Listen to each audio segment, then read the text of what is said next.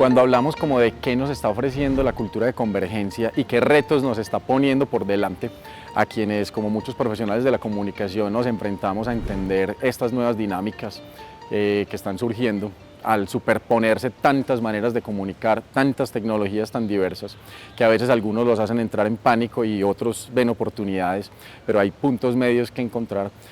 Yo siento que lo primero es entender que se están cayendo varios mitos. La cultura de convergencia nos está diciendo el mito de que los grandes medios de comunicación tienen la verdad absoluta, se derrumbó.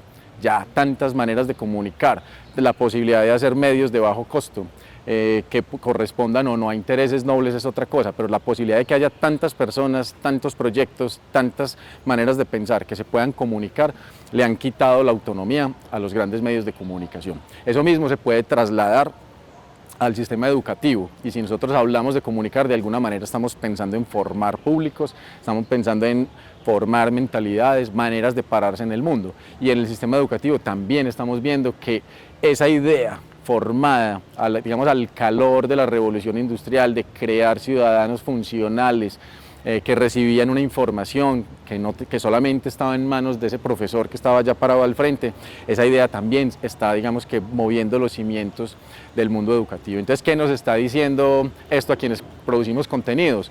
Hay que pensar todo el proceso de otra manera. Ya no es nos paramos como la autoridad, somos los que investigamos, sabemos y entregamos allá la semilla del saber, no. Todo tiene que partir de una conversación, de una lectura del entorno. Nos está diciendo valoremos los saberes ancestrales, valoremos los saberes comunitarios, valoremos los saberes populares. ¿Qué hay? ¿Qué preguntas se están haciendo? Y sobre eso empecemos a generar una conversación que va llevando a la construcción de productos de comunicación. Las tensiones que se generan también en ámbitos como el de la educación y la cultura están ahí vibrándole en el oído a cada profesor o a cada proyecto cultural. La pregunta es cómo llegar de una manera efectiva a la mente, a las emociones de quien está al frente, de con quienes estamos hablando. En el caso de los maestros y el sistema educativo, pues de quienes están formando, de los estudiantes, y en el caso del sector cultural, en la mente y en el alma de quienes se quieren formar, los públicos que se quieren formar, las mentes que se quieren tocar, a quienes se quiere llegar con un mensaje.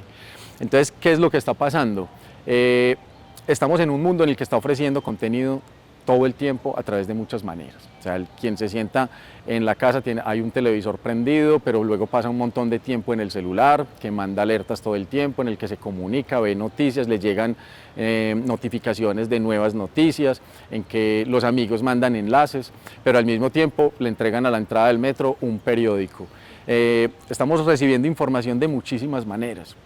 Y eso, digamos que a lo que se llaman nativos digitales, que son a quienes están en este momento en el sistema educativo, y que es una noción que también se cuestiona porque se habla más de que son muy rápidos para usar la tecnología, pero que no para crear con la tecnología ni para crear sentido con la tecnología. A esta gente que es supremamente hábil para interpretar el mundo con tantas fuentes de información, ¿cómo llegarle? Y si nosotros vemos la vida cotidiana de un adolescente, de un joven, de un consumidor de cultura en este momento, y la comparamos con lo que se está ofreciendo en el aula, hay una brecha muy grande.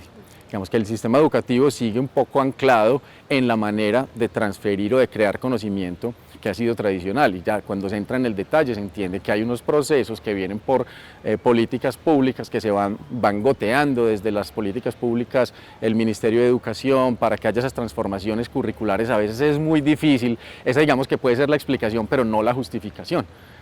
¿Cómo hacer para que una persona que habla múltiples lenguajes mediáticos, que consume cultura e información de tantas maneras, al llegar al aula no siente que está llegando a un desierto? Entonces, más allá de que los profesores se vuelvan unos entertainers o los recreacionistas, es cómo generar ese diálogo, no perder esa posibilidad tan grande que tenemos de que la gente joven, las personas que se están educando, tienen a la mano un montón de posibilidades de crear y compartir información. ¿Cómo hacer que eso sea funcional a la educación? Entonces, como bien lo dice uno de los invitados a Integratic, Julio César Mateus, desde Perú, no se trata de llenar las aulas de consolas de videojuego, se trata de entender la lógica que nos dicen por qué una persona se engancha tanto con un videojuego, aprende tanto porque efectivamente lo hace con un videojuego, y cómo integrar esas lógicas a la manera de aprender. Entonces, cómo crear sistemas de retos, de recompensas, juegos de rol, pero no tiene que ser llenar esto de tecnología, es simplemente lógicas participativas distintas. Y lo mismo pasa en el sector cultural.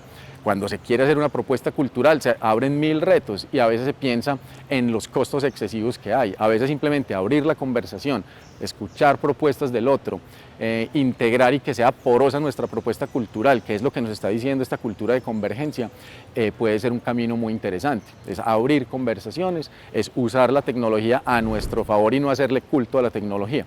Entonces creo que ahí están como llamados muy interesantes, más a entender la lógica, la estructura mental que hay detrás de todos estos cambios tecnológicos, más que llenar, invadir el mundo y las aulas o el mundo cultural de tecnología.